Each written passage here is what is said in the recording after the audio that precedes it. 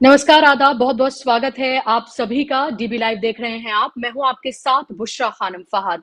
तो जब से एक लिस्ट जारी की गई है इंडिया गठबंधन की तरफ से 14 एंकर्स की, जो लिस्ट जारी की गई है, उस लिस्ट के आने के बाद से एक बौखलाहट का माहौल उन एंकर्स और उसके साथ साथ भारतीय जनता पार्टी में देखने के लिए मिल रहा है।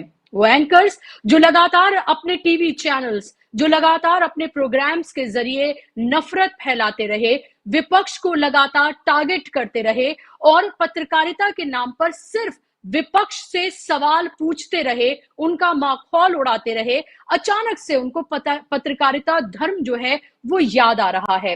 वो इमरजेंसी की याद दिला रहे हैं। वो ये कह रहे हैं कि उनकी आवाज को दबाया जा रहा है और इसको बैन का नाम दिया जा रहा है।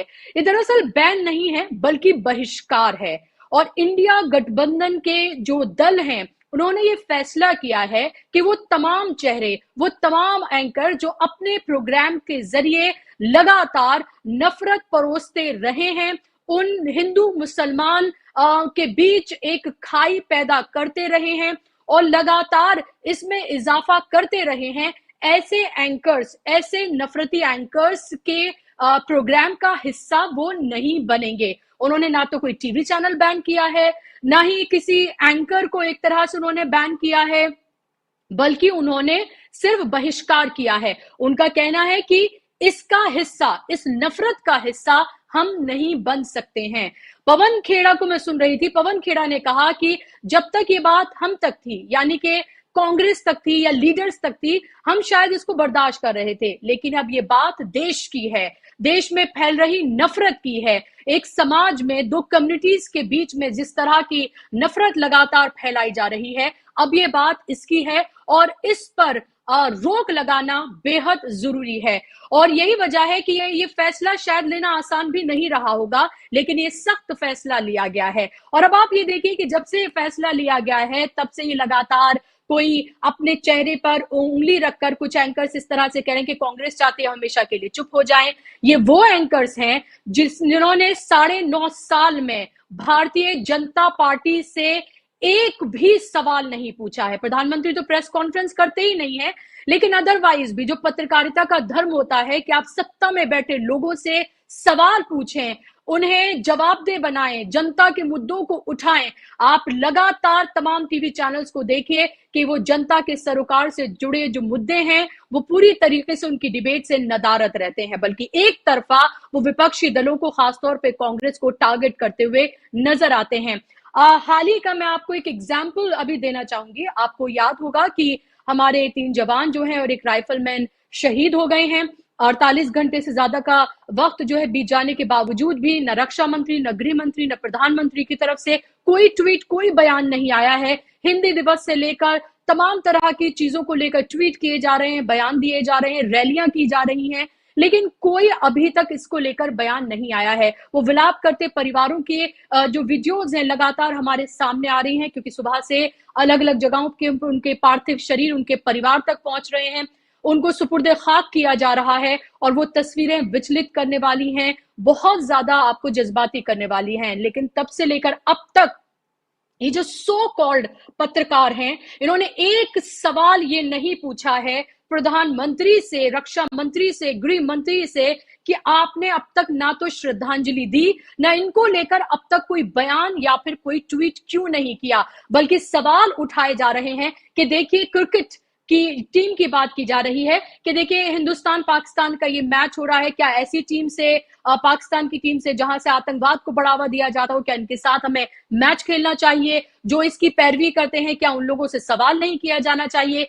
एक चैनल को मैं देख रही थी, उस पर यह कहा जा रहा था कि ये फारूक अब्दुल्ला और सलमान सोज को टारगेट किया जा रहा था और ये कहा जा रहा था कि ये लोग पाकिस्तान से बातचीत की हिमायत करते हैं। आप देखिए कि पाकिस्तान हमारे साथ क्या कर रहा है और ये हिमायत कर रहे हैं, क्योंकि इन लोगों की ना तो इतनी हिम्मत है, ना ही इतनी मजाल है, ना ही मास्टर ने इनको इतनी हैसियत इनकी दी है कि ये प्रधानमंत्री से सवाल पूछ सके, सत्ता में बैठे लोगों से सवाल पूछ सकें। और यही वजह है कि जो विपक्षी पार्टियां हैं जिनका अब एक गठबंधन बन गया है, उन्होंने इनका पूरी तरीके से बायकॉट किया है। और इन एंकर्स के पक्ष में आप ये देखिए, भारतीय जनता पार्टी का पूरा अमला जो है वो उतर आया है और वो बात कर रहे हैं, लोकतंत्र की बात कर रहे हैं भारतीय जनता पार्टी के लोग, वो प्रेस की आजादी की बात कर रहे हैं। ये उतना ही हास्यास्पद है कि जिस पर सिर्फ हंसा जा सकता है और कुछ नहीं कहा जा सकता है। चलिए, इससे पहले मैं आगे बढ़ूं, अपने मेहमानों का तारीफ कराऊं, मैं आपको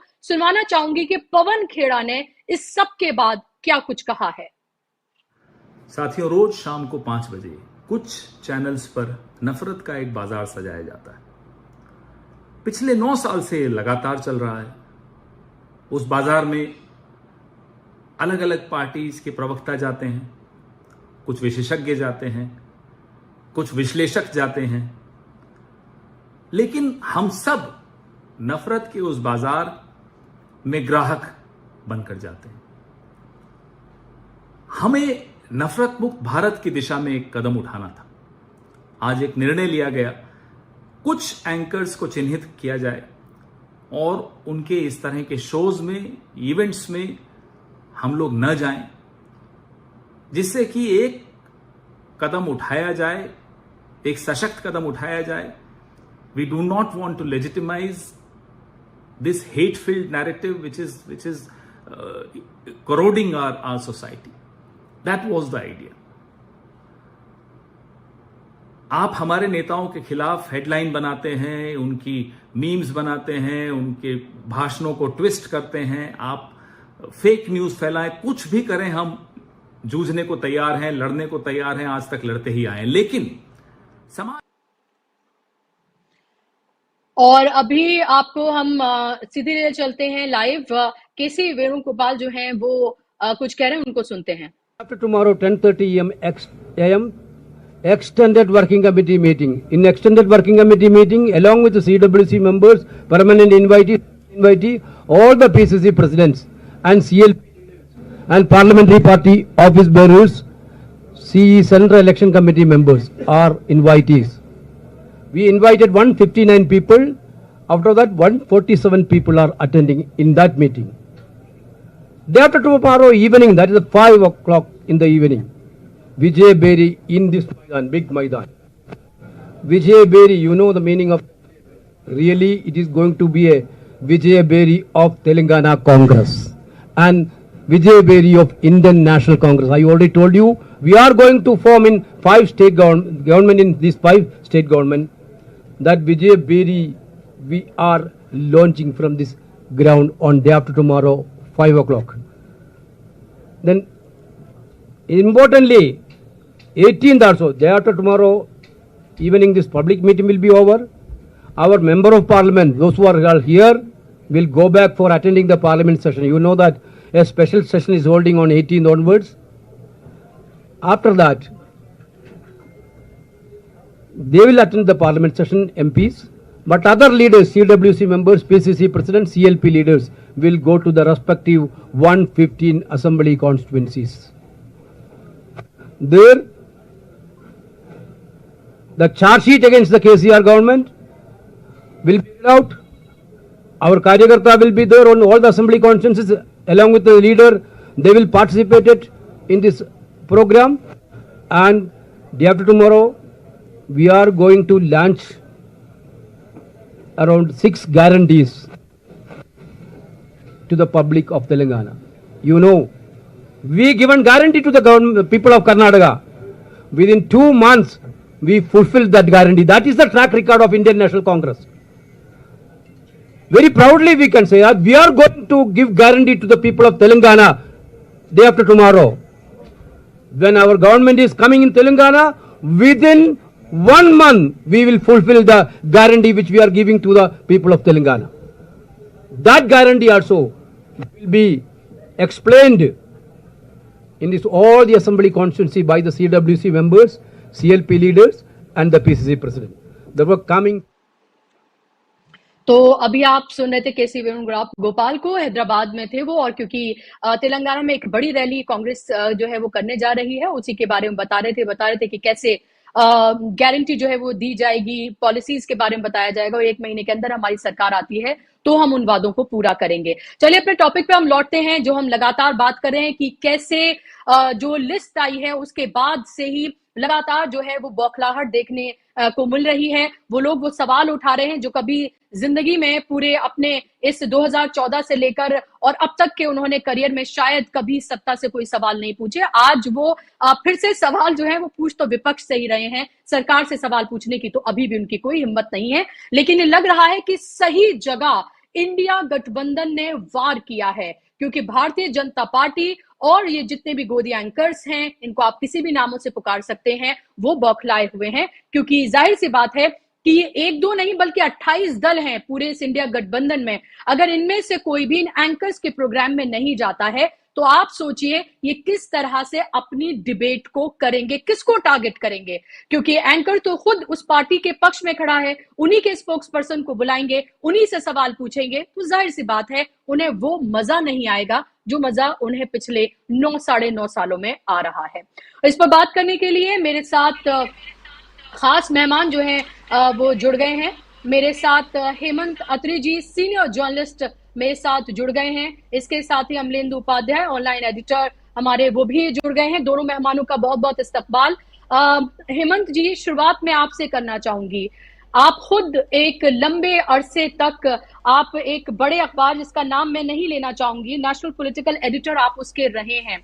आपने सब कुछ अपनी आंखों से देखा है। आपने देखा है कि किस तरह से हेडलाइंस को मैनेज किया जाता है और जो पत्रकार उसका हिस्सा नहीं बनते हैं या नहीं बनना चाहते हैं या वो पत्रकारिता करना चाहते हैं जिसके लिए उन्होंने अपना पूरा करियर दांव पे लगाया, तो उनके साथ क्या कुछ होता है आप खुद भुक्तभोगी रहे हैं, आपने सब कुछ देखा है। इस बैन में नहीं कहूंगी, बैन गलत वर्ड है, इस बहिष्कार को जो उन पार्टियों का लोकतांत्रिक अधिकार भी है, आप इसको किस तरह से देखते हैं? जी, ये जो इंडिया गठबंधन ने जो ये किया है इसको मैं थोड़ा सा दूसरे तरीके से देखता हूँ। पर्सपेक्टिव थोड़ा सा डिफरेंट है।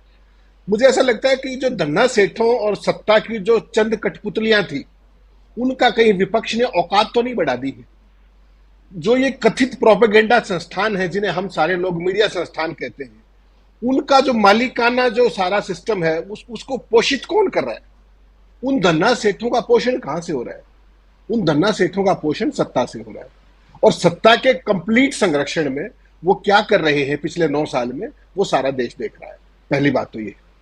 दूसरा, सेठ जो प्रोपेगेंडा संस्थान की आड़ में जो धंधे कर रहे हैं, जो मुनाफाखोरी कर रहे हैं, क्या आपको लगता है कि कोई सेठ ना चाहे, कोई चैनल का मालिक ना चाहे और कोई भी दंगल, कोई भी जो ये आपके जो कठपुतलियां जिनको आप एंकर कह रही हैं, वो दंगल, हल्ला बोल और क्या ताल ठोक जैसे शो, नाम देखिए आप उनके, कोई शो कर सकता है?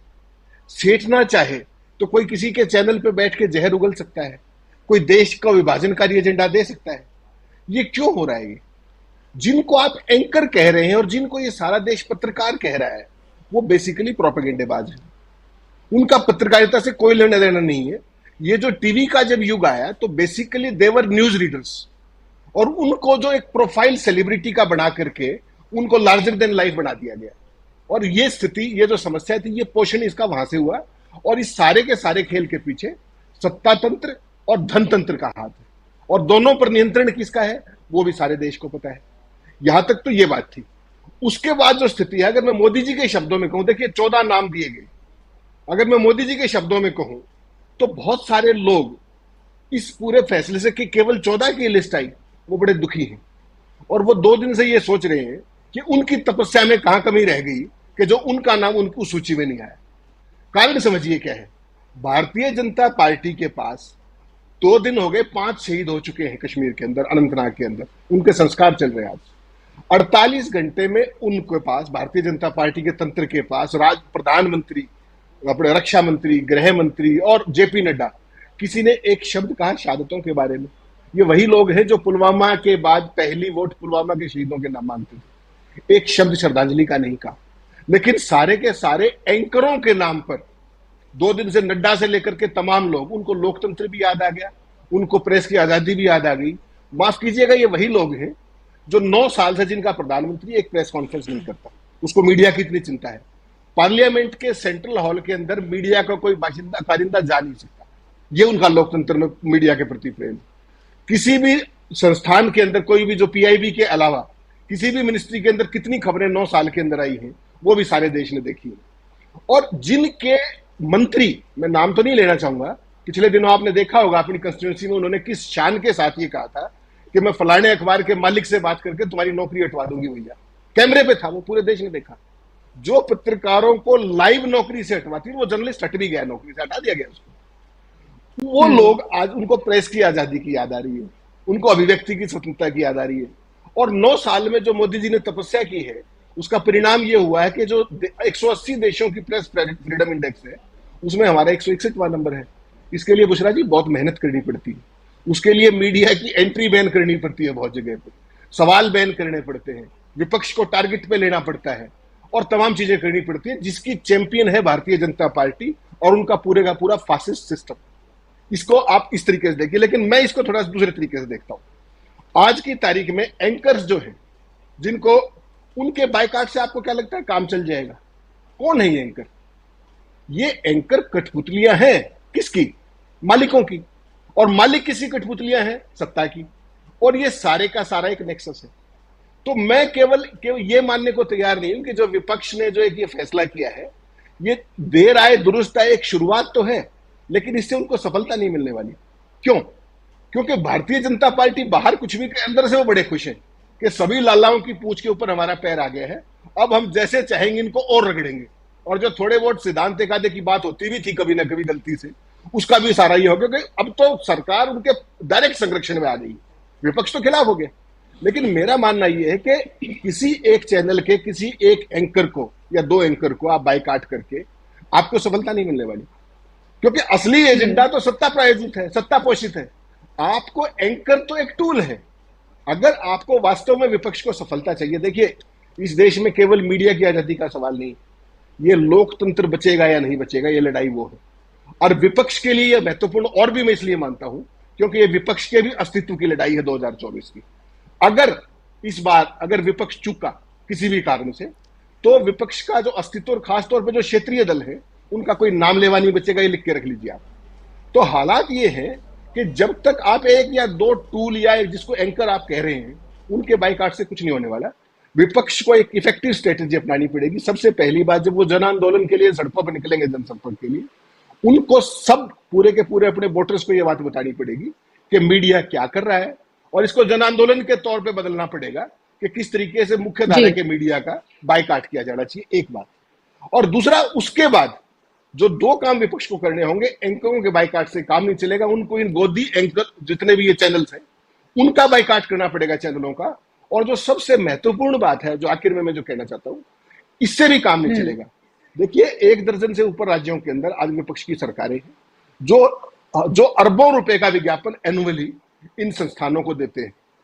अगर ये विज्ञापन की पाइपलाइन बंद कर दी जाए इन चैनल, खासतौर पर ये शर्त के साथ कि जब तक आप ये प्रोपेगेंडेबाजी नहीं छोड़ेंगे तब तक आपको कोई नहीं मिलेगा, विज्ञापन नहीं मिलेगा।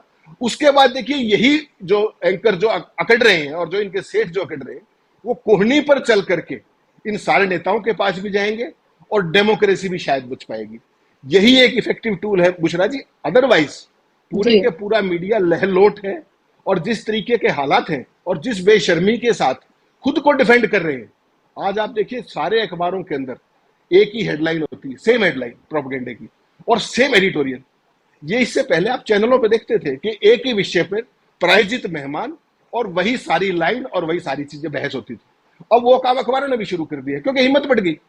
तो इसलिए मेरा ये मानना है कि अगर देश में मीडिया की आजादी कायम रहनी है, और आप गजब देखिए जो एनबीएसए की जिसको कल ट्वीट कर रहे हैं कि एनबीएसए ने बड़ा विरोध किया इसका, वो एनबीएसए तो सेठों की संस्था है। वो तब कहां जाती है जब विभाजनकारी एजेंडा परोसा जाता है, जब जहर परोसा जाता है। रेलवे प्रोटेक्शन फोर्स का एक कर्मचारी अपने ही जो यात्री हैं उनको गोली मार देता है। आपको लगता है छोटी बात थी क्या? उस पर रेल मंत्री ने एक शब्द कहा, उससे दुर्भाग्यपूर्ण, रक्षक था वो, उन रेल यात्रियों का रक्षक था, और उसने धर्म के आधार पर उन लोगों को सरेआम गोली मार दी। तो ये मैंने और आपने कर दिया या उस मीडिया ने कर दिया जो सुबह से शाम तक जहर परोसता है? ये सवाल इस देश के धार्मिक सौहार्द, सांप्रदायिक सौहार्द, लोकतंत्र और विपक्ष का अस्तित्व बचेगा नहीं। ये सवाल वो है, चंद कठपुतलियों का बायकाट करने से कुछ नहीं होने वाला है।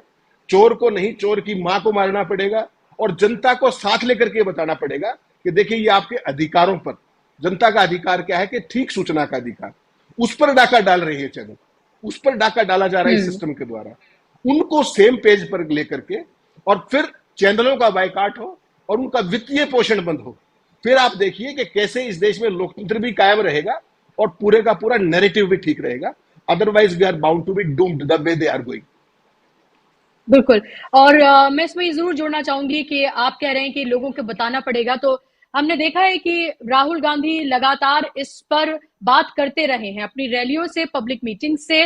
वो ये कहते रहे हैं कि नफरत जो है वो किस तरह से परोसी जा रही है इन चैनल्स के जरिए, उसकी बात वो लगातार कहते रहे हैं। और इस सब के बीच भारतीय जनता पार्टी की तरफ से, उनके ट्विटर हैंडल की तरफ से ये ट्वीट जो है वो किया गया है।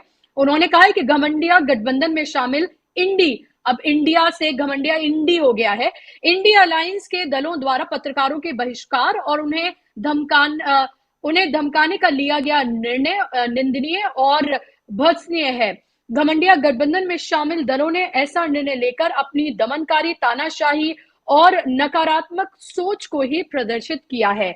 अभी बताइए अमलेंदु जी, अब भारतीय जनता पार्टी जो है वो विपक्ष को ये लेक्चर कर रही है, वो तानाशाही, नकारात्मक सोच को प्रदर्शित उन्होंने किया है। अब वो पत्रकारिता की बात कर रहे हैं। 9.5-10 साल में हमने पत्रकारिता का जो स्तर देखा है, हम तीनों ही पत्रकार हैं, हमने पत्रकारिता का जो स्तर देखा है वो शायद इससे पहले इतना नीचे दलदल में, कीचड़ में जाते हुए कभी नहीं देखा। और हर रोज ये और नीचे गिरते हुए नजर आते हैं, क्योंकि ये तमाम जितने भी एंकर्स हैं ये एक बीजेपी के स्पोक्स पर्सन की तरह प्रोग्राम को प्रेजेंट करते हुए नजर आते हैं।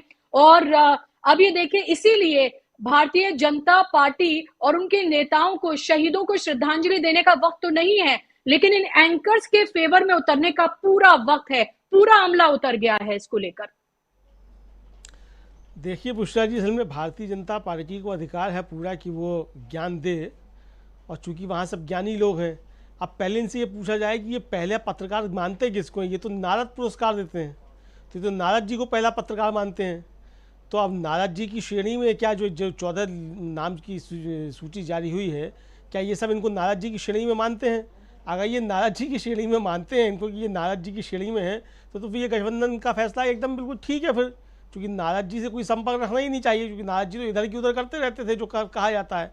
तो कुल मिला के जो मसला है बुशरा जी, वो यही मुझे लगता है कि इंडिया गठबंधन का ये फैसला बहुत सही है। मुझे लगता है ये काफ़ी पहले जो था इस तरीके का फैसला ले लिया जाना चाहिए था। अब जो भारतीय जनता पार्टी किसके पक्ष में उतर रही है, नहीं उतर रही है, ये तो वही है कि चोर की दाढ़ी में तिनका। भारतीय जनता पार्टी को परेशानी क्यों हो रही है भाई? विपक्ष मतलब इन जो 28 दल हैं इंडिया गठबंधन के, और भारतीय जनता पार्टी यानी 29 दल, इनके अलावा भी देश के अंदर और राजनीतिक दल हैं, 500 के आसपास लगभग जो चुनाव आयोग में पंजीकृत दल हैं। किसी और को परेशानी नहीं हो रही, भारतीय जनता पार्टी को क्यों परेशानी हो रही है इंडिया गठबंधन के इस फैसले से? इसका मतलब कि इंडिया गठबंधन ने जो आरोप लगाते हुए इन एंकर्स का बायकॉट किया है, इनका बहिष्कार किया है, इसका मतलब कि वो उनके आरोप सही हैं, तभी भारतीय जनता पार्टी इनके समर्थन में खुल करके उतरी है। अब भारतीय जनता पार्टी खुल के उतरती है न उतरती, तब भी यही समझाता है कि भारतीय जनता पार्टी इनके समर्थन में उतरी हुई है। मजे की बात यह है बुशरा जी कि सोशल मीडिया पे इन तमाम एंकर्स ने जब अपनी अपनी प्रतिक्रियाएं जाहिर की, तो लोगों ने सोशल मीडिया पे इनको ही दौड़ा लिया। एक एंकर साहिबा ने उस पर लिखा ये मेरे बेलौस सवाल जो है वो जारी रहेंगे, तो उस पर टुटरातियों ने जो था वो पूछना शुरू कर दिया कि आप थकते नहीं हैं, यही आपके बेलौस सवाल हैं। तो इस तरीके की समझ जनता समझ रही है कि इंडिया गठबंधन का फैसला जो है, देखिए जनता उसको बिल्कुल स्वीकार कर रही है। जनता कह रही है कि हाँ बिल्कुल ये फैसला सही है। और ये आम आदमी अब कहने लगा है कि इस मीडिया के पास सुबह से शाम तक जो हिंदू मुस्लिम करने के अलावा और कोई काम बचा नहीं। आप देखिए सोशल मीडिया पे जो लोग कमेंट करते हैं कि वो भारतीय जनता पार्टी के ट्रोल आर्मी के लोग नहीं हैं, और साधारण अगर आदमी उस वक्त कुछ कोई कमेंट कर रहा है तो उसके कमेंट आप यही देखेंगे कि आपने कब जो थी वो रोजी रोटी रोजगार की बात की, कब आपने महंगाई के मसले पर बात की। ये सवाल वो इन एंकर से पूछ रहा है आम आदमी इनके उस पर जाकर के, जहाँ मतलब वो पूछ सकता है इनसे सवाल पूछ सकता है, वहाँ ये आ रहा है।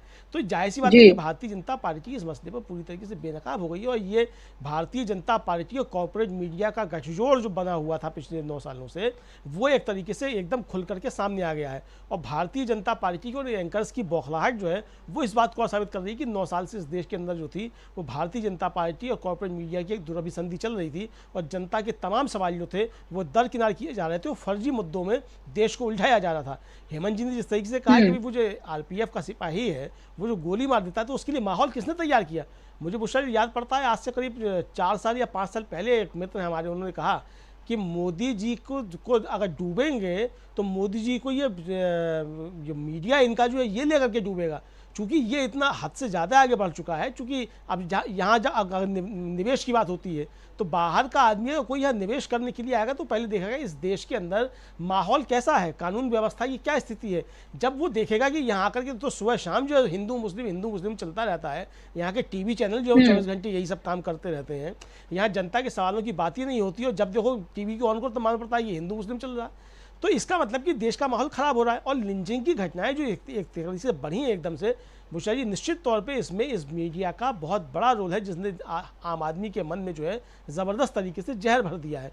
तो विदेश का जो यहाँ पैसा लगाने के लिए आ रहा है, जाहिर सी बात है वो यहाँ व्यापार करने के लिए आया है, वो आपकी राजनीति में इंटरेस्ट होने के लिए नहीं आ रहा है, वो आपकी राजनीति में हिस्सा बनने के लिए नहीं आ रहा है। तो वो यहाँ निवेश क्यों करेगा? तो आपने देखा कि पिछले दिनों जिस तरीके से बड़े पैमाने पर यहाँ के जो पैसे वाले लोग थे, जिनके पास इस सुविधा थी कि वो यहाँ की नागरिकता छोड़ के बाहर जा सकते हैं, वो बाहर चले गए। बाहर से निवेश आ नहीं रहा है, जो निवेश यहाँ हुआ था वो बड़ी कंपनियां तमाम बंद होती चली जा रही हैं। तो आखिर हो क्या रहा है? तो इसका कुल मिलाकर के दुष्परिणाम जो है वो इस देश की जनता को ही भुगतना पड़ रहा है। तो अब ये मीडिया के लोग इसकी चीज को समझे ना समझे, भारतीय जनता पार्टी के पक्ष में इनका काम करना हो सकता है, तो आप उसके लिए अलग से काम कीजिए, भारतीय जनता पार्टी के लिए अपने टैग लगाइए कि हम भारतीय जनता पार्टी के सपोर्टर हैं। लेकिन आप जो है अगर ये कहें कि आप पत्रकार हैं तो कम से कम पत्रकारिता को शर्मिंदा जो है ये लोग ना करें, मुझे तो ऐसा ही लगता है बुशरा जी। बिल्कुल बिल्कुल, ये सो कॉल्ड पत्रकार हैं, इनको पत्रकार कहना भी सही नहीं है, क्योंकि अपने सारे रिस्क लेते हुए जो लोग पत्रकारिता कर रहे हैं, अपना सब कुछ दांव पे लगाकर आज के इस दौर में जो लोग पत्रकारिता कर रहे हैं, ये उनके साथ नाइंसाफी होगी अगर इन लोगों को पत्रकार वाकई में कहा जाएगा। और अमित मालविया का मैं एक ट्वीट याद दिलाना चाहूंगी, क्योंकि अमित मालविया जाहिर सी बात है वो उनके फेवर में उतरेंगे, और खुद अमित मालविया किस तरह से फेक न्यूज फैलाते हैं ट्विटर पर, सोशल मीडिया पर, और कई बार रेड फ्लैग जो है ट्विटर की तरफ से जो अब एक्स है उनको दिया गया है। इसमें वो कह रहे हैं, ये अगस्त 2014 का ये ट्वीट है, BJP's boycott of NDTV in a charged election season will hurt the channel, but then such a life।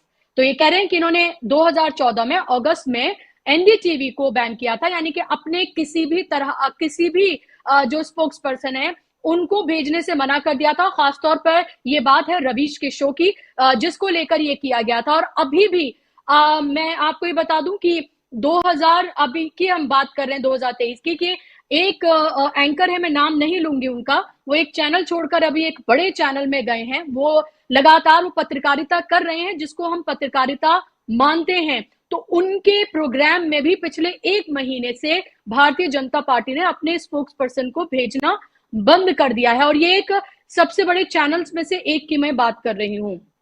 तो हेमंत जी, जो लोग खुद पत्रकारों को बैन करने, चैनल्स को बैन करने, उनके अपने स्पोक्स पर्सन भेजने के बंद कर चुके हैं, क्योंकि वो लोग सवाल पूछते थे, क्योंकि वो सत्ता को जवाबदेह बनाते थे।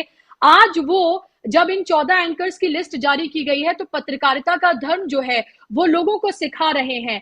और ये तमाम पत्रकार जो आज ये कह रहे हैं कि इमरजेंसी की याद दिला रहे हैं, और ये कह रहे हैं कि लोकतंत्र पर और पत्रकारिता पर हमला इसको बता रहे हैं। जब सिद्दीक कप्पन को जेल हुई थी तब ये लोग खामोश थे, जब जुबैर को जेल हुई थी तब ये लोग खामोश थे, जब यूपी का एक रिपोर्टर जिसने मिड डे मील को लेकर जो रिपोर्ट की थी और वो जेल गया था तब ये लोग खामोश थे। और इसके अलावा आप ये देखिए, गौरी लंकेश जो है, जब उनका मर्डर हुआ था तो भारतीय जनता पार्टी के जो सपोर्टर्स हैं उसको जस्टिफाई करते हुए नजर आ रहे थे, और तब भी ये तमाम पत्रकार जो है वो खामोश थे। वो तमाम चेहरे जो कहीं ना कहीं मेन स्ट्रीम में हुआ करते थे और उनको पत्रकारिता नहीं करने दी गई, वो कठपुतली नहीं बने, उन्हें वो सब कुछ छोड़ना पड़ा, डिजिटल का सहारा उन्हें लेना पड़ा और अब वो फख्र से उसका हिस्सा हैं। उन तमाम लोगों को जब दिन रात ट्रोल किया जाता है, उनके खिलाफ एफआईआर होती हैं, उन संस्थानों के खिलाफ एफआईआर होती हैं,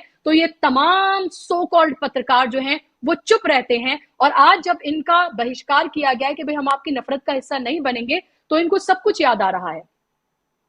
देखिए बुशरा जी, जो बायकॉट संस्कृति है उसकी तो चैंपियन भारतीय जनता पार्टी है। वो भूल गए शायद, किसी फिल्म स्टार का नाम हो, किसी फिल्म का नाम हो, किसी खाने का नाम हो, किसी रंग का नाम हो, किसी कंपनी का नाम हो, किस किस चीज को इन्होंने बायकॉट नहीं किया आज तक।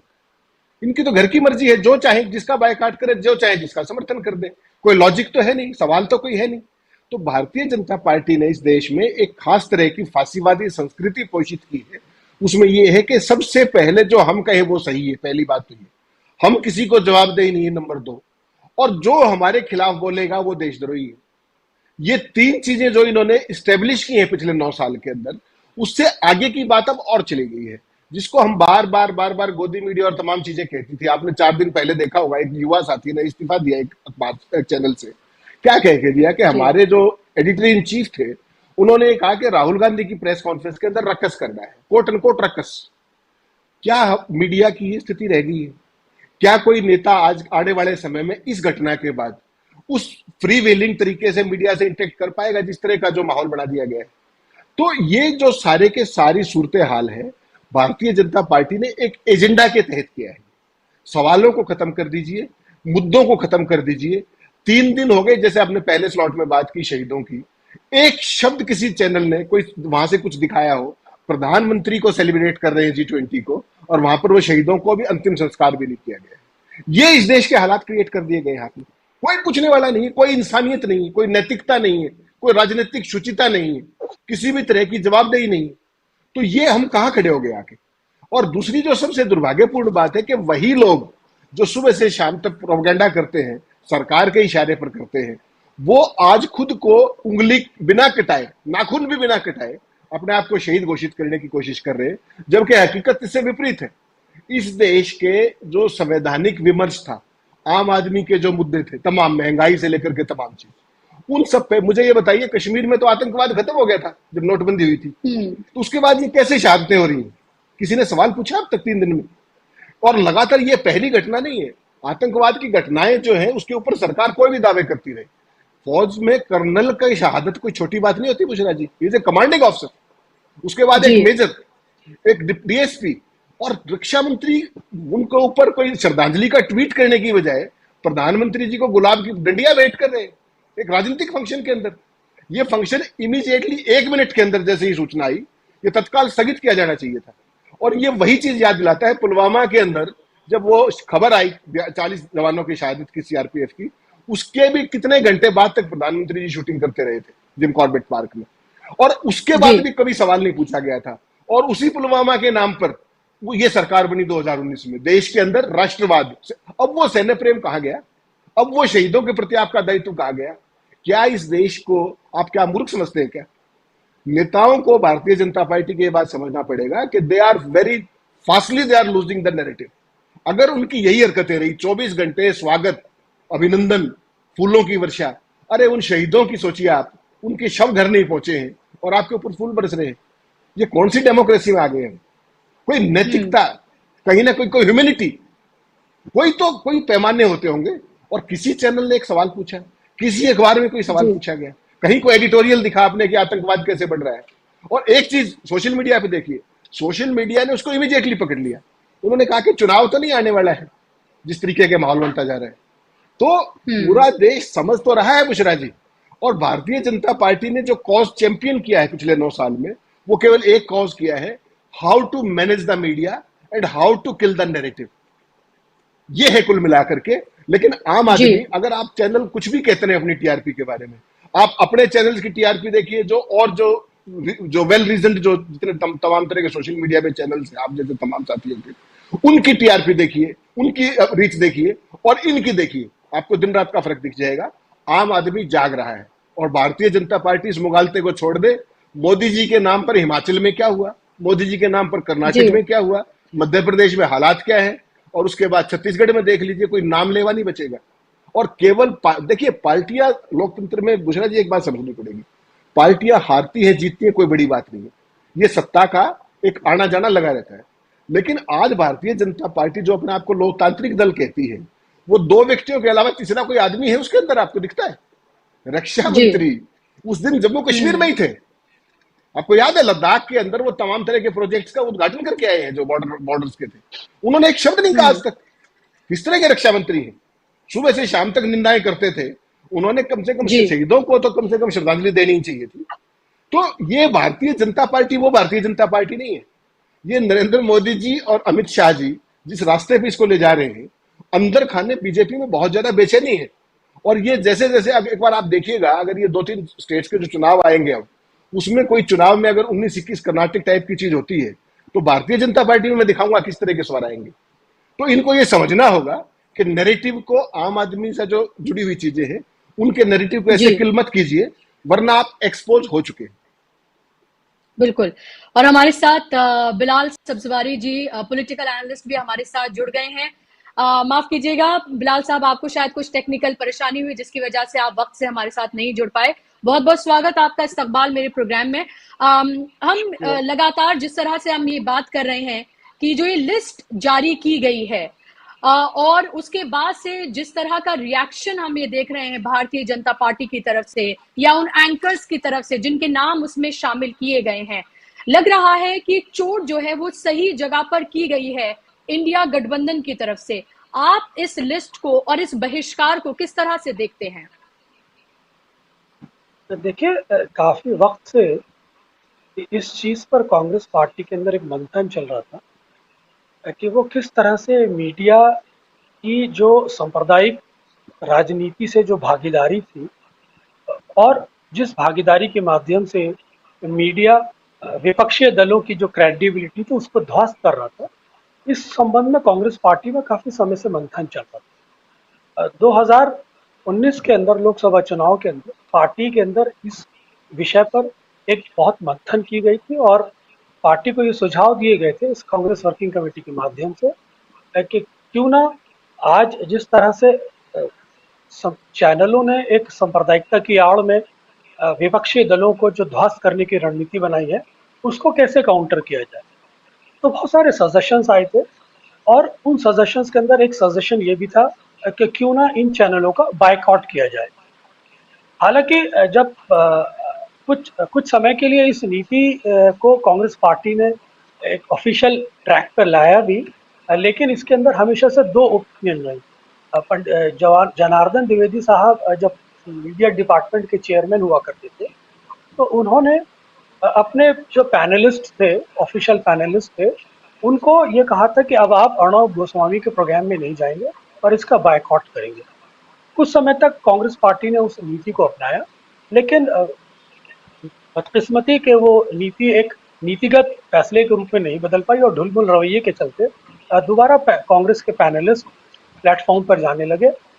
हो क्या रहा है कि कांग्रेस पार्टी ये महसूस कर रही थी कि जब जब वो अपने प्रवक्ताओं को चैनल्स पे भेजते थे तो आज जिस तरह से जो टीवी चैनल्स हैं और उनके जो सांप्रदायिक एंकर्स हैं वो सांप्रदायिक राजनीति का एक हिस्सा बन गए, जिसके चलते वो एक नैरेटिव सेट करना चाहते थे देश के अंदर और इस सांप्रदायिक राजनीति को एक राष्ट्रवाद की राजनीति से जोड़कर ये मैसेज देना चाहते थे कि देश इसी दिशा में सोचता है और सांप्रदायिकता की राष्ट्रवाद की आड़ में जिस तरह से देश के अंदर सांप्रदायिकता को परोसा जा रहा था वो देश के लिए और देश के ताने बाने के लिए, सांप्रदायिक सौहार्द के लिए एक बहुत बड़ी चुनौती बन गया था, जिसके चलते कांग्रेस पार्टी के जो प्रवक्ता थे उनको बड़ा अनकंफर्टेबल प्लेटफॉर्म से फील होता था।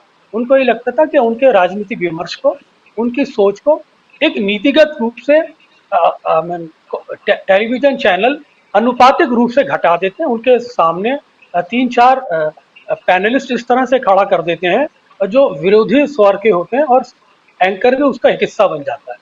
तो ये सब चीजें कांग्रेस पार्टी काफी समय से महसूस कर रही थी और इस समाज से एक प्रेशर आ रहा था कि क्यों ना इन चैनल्स का बायकॉट किया जाए, क्यों ना इन एंकर्स को बायकॉट किया जाए। इसके चलते कांग्रेस पार्टी ने एक नीतिगत फैसला लिया है। अब इस नीतिगत फैसले के अपने प्रोज एंड कॉन्स हैं। इसके नुकसानात भी हैं, कुछ फायदे भी हैं।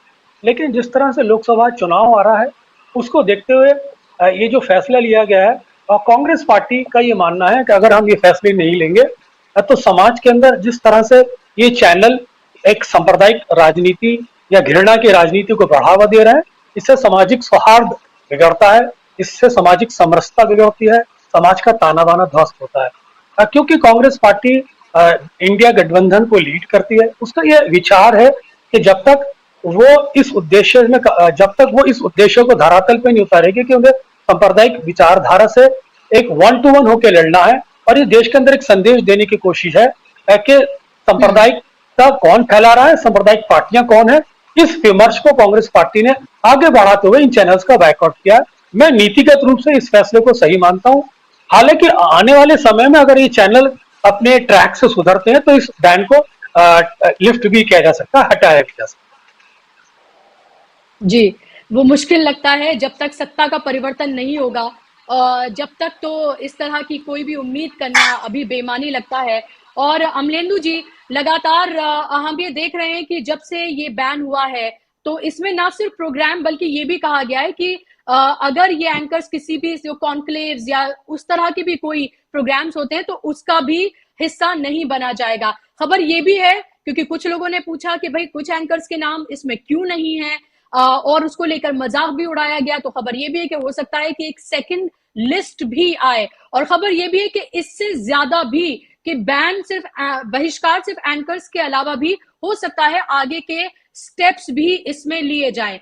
क्या इसका दूसरा पहलू ये भी हम देख सकते हैं कि जो एंकर अगर विपक्ष के दल 28 दल जो कि मेन दल हैं, अगर वो इसमें पार्टिसिपेट नहीं करेंगे तो क्या एक तरफा नैरेटिव जो पहले से ही फैलाते हैं उसको और मजबूती मिलेगी, या फिर आपको लग रहा है कि इन चैनल्स के लिए एक मुश्किल आन खड़ी हुई है कि आखिर ये अपनी डिबेट को अब करेंगे तो करेंगे कैसे, क्योंकि वो तो खुद पार्टी का ही एक तरह से हिस्सा लगते हैं। जब वो प्रोग्राम करते हैं उसी पार्टी के वो लोग बैठेंगे और कुछ पॉलिटिकल एनालिस्ट का मखोटा पहने, कुछ सीनियर जर्नलिस्ट का मखोटा पहने और कुछ लोग इनके डिबेट का हिस्सा हो सकते हैं जिन एंकर्स को बायकॉट किया गया है।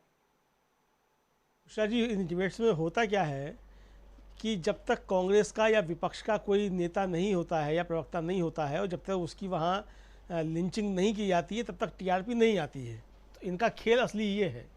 तो जब विपक्ष का लीडर नहीं होगा तो फिर आप चाहे किसी पॉलिटिकल एनालिस्ट को बैठाइए, चाहे किसी पत्रकार को बैठाइए, कांग्रेस समर्थक है या किसी और का समर्थक करके, फिर वो जो है वो टीआरपी जो है वो नहीं आ पाएगी और वो नहीं उठेगा। क्योंकि उनको असल में जिस जनता को तुष्ट करना है या कहिए कि जो नैरेटिव बनाना है उसके लिए फिर वो लड़ाई जरूरी है कुल मिलाकर के।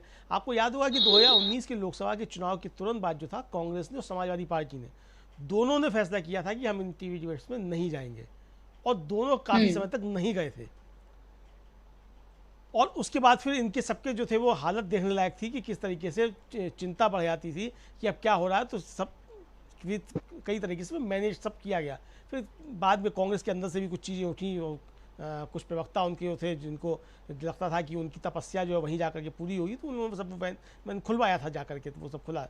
तो उसके बाद फिर वो जाना शुरू हुआ, और जब जाना शुरू हुआ तो फिर उसी तरीके से वो चीज़ें ढर्रे पे लौट आई और फिर उसी तरीके से वो नैरेटिव करने की बातें शुरू होने लगी और नैरेटिव बनाए जाने लगे। अब जब विपक्ष होगा ही नहीं तो आप वहाँ निशाना किसको बनाएंगे? तो आप अगर पत्थर की मूर्ति रख करके उसको निशाना बना रहे हैं तो वो चीज़ तो नहीं आएगी उसमें, चूंकि उधर से जवाब नहीं आ रहा है।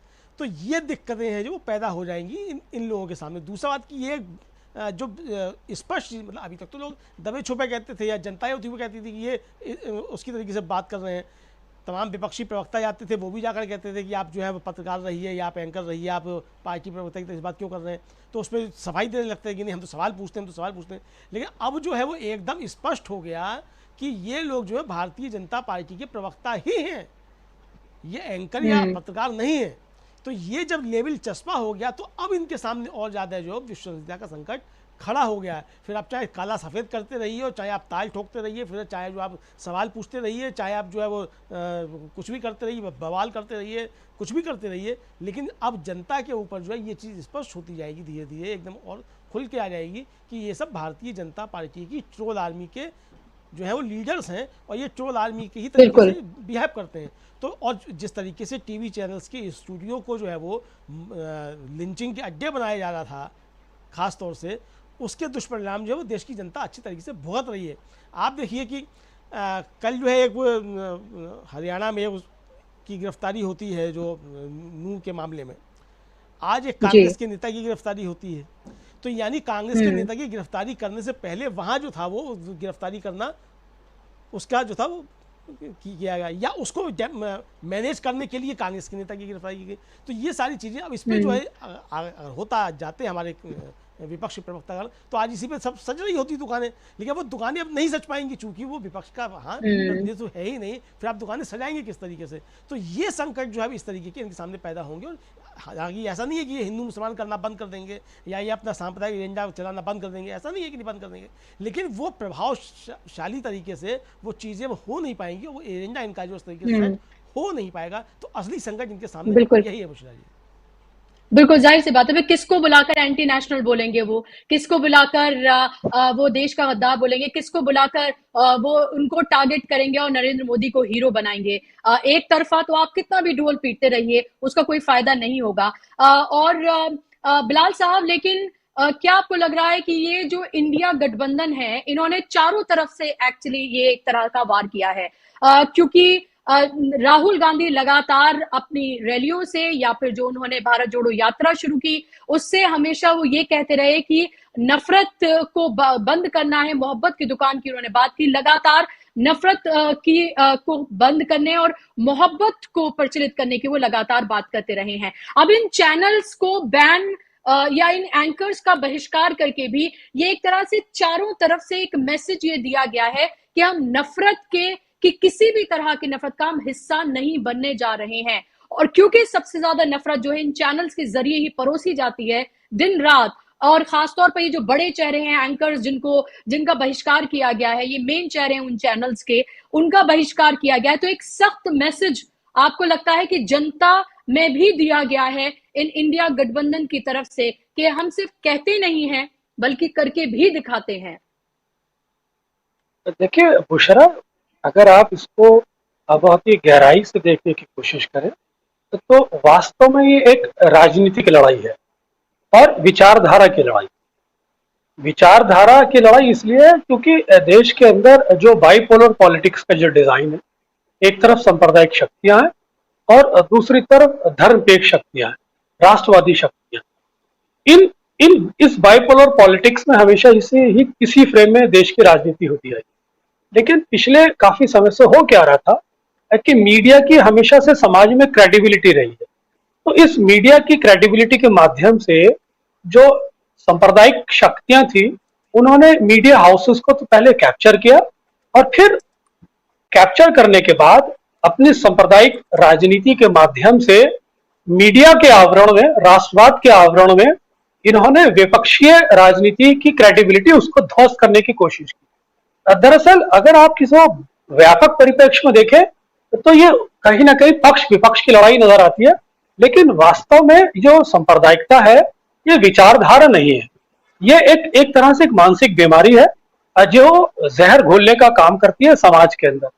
अगर इसको और व्यापक दृष्टिकोण से आप देखें तो ये समाज को क्रिमिनलाइज करने की कोशिश करती है, समाज का सांप्रदायिकरण करने की कोशिश करती है, समाज का एक मिजाज जो है वो एक सांप्रदायिक टोन पर बनाने की कोशिश करती है। आप एक एज्यूम कीजिए, अगर आप समाज का मिजाज ही सांप्रदायिक बन जाएगा तो फिर इसमें इसकी जो सफोकेशन है इसमें आप सांस कैसे ले पाएंगे? आपका दृष्टिकोण में अगर सांप्रदायिकता आ जाएगी तो आप इसमें सांस कैसे ले पाएंगे? और आज आप देख रहे होंगे कि जितनी भी सांप्रदायिक शक्तियां हैं इनके जो स्प्रिंट्स, इनके जो सेल्स हैं या इनके जो स्प्रिंटर्स हैं वो कहीं ना कहीं क्रिमिनल बैकग्राउंड से जुड़े हुए हैं। तो दिक्कत क्या आ रही है, एक तो सांप्रदायिक है, ऊपर से क्रिमिनल बैकग्राउंड से जुड़े हुए हैं। तो दोनों चीजें समाज के अंदर धकेलने की कोशिश की जा रही है, समाज का ताना बाना ध्वस्त करने की कोशिश की जा रही है। और ये एक सभ्य राष्ट्र के लिए, धर्मनिरपेक्ष राष्ट्र के लिए, एक ऐसे राष्ट्र के लिए जो एक प्रोग्रेसिव राष्ट्र है उसके मिजाज को खराब करती है। तो वास्तव में बजाहिर तौर पे हमें एक राजनीतिक लड़ाई लड़ती है, लेकिन इसके जो परिणाम है वो समाज भुगत रहा है। समाज के अंदर एक बीमारी पैदा हो रही है जिसको आप सांप्रदायिक रूप से मानसिक बीमारी भी कह सकते हैं। तो इसलिए इसका बहिष्कार किया जाना जरूरी था, समाज को ये बताया जाना जरूरी था कि सांप्रदायिकता कोई विचारधारा नहीं होती, बल्कि एक मानसिक बीमारी का नाम है। और इस संदेश को देना जरूरी है ताकि लोग समझ सकें कि सांप्रदायिक लोग कौन है और सांप्रदायिकता से लड़ कौन रहा है। सांप्रदायिकता टेलीविजन चैनल्स पर बैठकर टीवी की क्रेडिबिलिटी के माध्यम से जब आप एक सांप्रदायिक राजनीति के भागीदार हो जाते हैं तो ये देश के लिए बहुत खतरनाक साबित हो सकता है, देश के ताने बाने को ध्वस्त कर सकता है और देश के अंदर जो एक सांप्रदायिक सौहार्द है उसको निरंतर बिगाड़ने का काम कर रहा है। आपने देखा होगा कि पिछले कुछ समय पहले सुप्रीम कोर्ट की ऑब्जर्वेशंस आई थी, उनका ये कहना था कि देश के अंदर जो भी सांप्रदायिकता घोल रहा है, जो भी सांप्रदायिक बयानबाजी कर रहा है, ये स्टेट की जिम्मेदारी है कि उसके खिलाफ एफआईआर दर्ज करे। तो जब ये चैनल ही देश के अंदर सांप्रदायिकता फैलाने लगे, इनके एंकर्स ही सांप्रदायिकता फैलाने लगे, तो इन एंकर्स, इन चैनल्स के मालिकों को एज ए प्रोप्राइटर पार्टी बनाकर, इनके एंकर्स को पार्टी बनाकर इन पर एफआईआर होनी चाहिए, क्योंकि सुप्रीम कोर्ट की स्टैंडिंग ऑब्जर्वेशंस है जो स्टेट गवर्नमेंट्स को दी गई है। और साथ ही साथ मैं आपको ये कहना चाहूंगा कि एंकर की कोई अपना कोई वजूद नहीं होता, अपनी कोई हैसियत नहीं होती। जिस चैनल में होता है उसको उसकी पार्टी लाइन फॉलो करनी पड़ती है। तो जब तक चैनल्स के जो प्रोप्राइटर्स हैं इनकी नकेल नहीं कसी जाएगी तब तक इस समस्या से आप निजात नहीं पा सकती। इंफॉर्मेशन ब्रॉडकास्टिंग और ट्राई को इस चीज को देखना पड़ेगा कि चैनल की जो टीआरपी सांप्रदायिकता के माध्यम से जो गेन करने की कोशिश करते हैं, इस पर क्रेडिबिलिटी की शर्त लागू होनी चाहिए। जब तक आपका चैनल भरोसेमंद चैनल नहीं माना जाएगा और जब तक आपके चैनल की क्रेडिबिलिटी नहीं होगी, क्योंकि चैनल जो है वो न्यूज प्रोवाइड कराते हैं और न्यूज को हम कंज्यूम करते हैं, तो ओनर्स के लिए तो एक बिजनेस है, लेकिन आप और हमारे लिए ये एक तरह से समाचार होता है और एक तरह से न्यूज प्लेटफॉर्म होते हैं। और जो न्यूज जिस विषय वस्तु का नाम है ये क्रेडिबिलिटी से जुड़ा हुआ है, न कि सांप्रदायिकता के माध्यम से टीआरपी हासिल करने का नाम है। तो जब तक इंफॉर्मेशन ब्रॉडकास्टिंग ट्राई को ये निर्देश नहीं देता कि टीआरपी के अंदर क्रेडिबिलिटी की कंडीशन लागू होनी चाहिए, और अगर आप क्रेडिबल है तभी आपको सरकारी एड मिलने चाहिए, अगर आप क्रेडिबल नहीं है तो आपको सरकारी एड से वंचित कर दिया जाएगा। इस तरह के सख्त कदम उठाने पड़ेंगे और तभी जाके चैनलों पर अंकुश भी लगाया जा सकता है। बिल्कुल, तो आगे और ज्यादा सख्त कदम उठाए जाने की जरूरत है। और जाहिर सी बात है ये जो एंकर्स होते हैं ये कठपुतली होते हैं, एक पपेट होते हैं, लेकिन बहुत सारी जगहों पर हमने देखा है कि हो सकता है कि आप इनको एक कठपुतली कहते हैं, लेकिन जो अपने सोशल मीडिया प्लेटफॉर्म से या पर्सनल लाइफ में भी अगर इस तरह की ही बातें वो करते हुए नजर आए तो ये कहा जा सकता है कि वो जो करते हैं उनके ऊपर कोई जोर जबरदस्ती नहीं है, बल्कि वो करने में कंफर्टेबल हैं और शायद वो उसी विचारधारा का हिस्सा हैं जिसके को प्रमोट करते हुए वो अपने टीवी चैनल्स पर अपने प्रोग्राम के जरिए नजर आते हैं।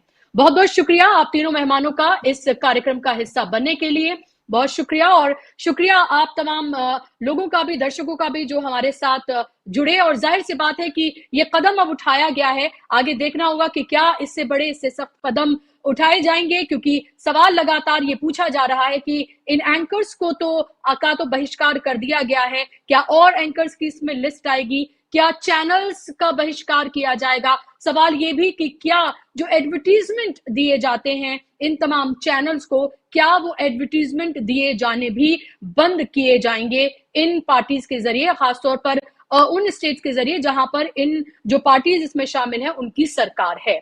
बहुत शुक्रिया आपका इस कार्यक्रम को देखने के लिए। आप बने रहे डीबी लाइव के साथ। नमस्कार।